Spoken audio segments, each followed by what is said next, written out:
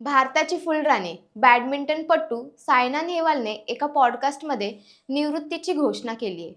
सायनाचा जन्म झाला तेव्हा तिच्या आजीने महिनाभर तिचे तोंड पाहिले नव्हते, कारण आजीला घरात मुलगा हवा होता.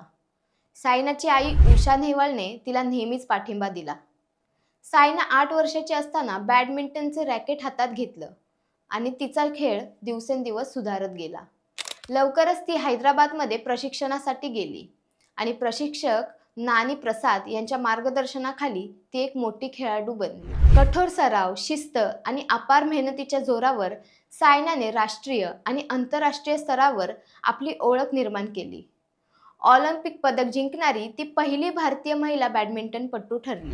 तिच्या यशामुळे भारतातील अनेक मुलींना खेळाकडे वळण्याची प्रेरणा मिळाली. सायनाचा प्रवास हा फक्त केवळ एका खेळाडूचा नसून तो समाजातील मुलींबाबतच्या विचारसरणीला आव्हान देणारा आहे. ज्या मुलीकडे जन्मताच दुर्लक्ष झाले, तीच मुलगी पुढे देशाचा अभिमान ठरली. निवृत्ती जाहीर करताना सायनाने आपला खेळाचा अध्याय संपवला असला तरी तिचा संघर्ष, यश आणि प्रेरणा कायम लक्षात राहील, एवढं मात्र नक्की.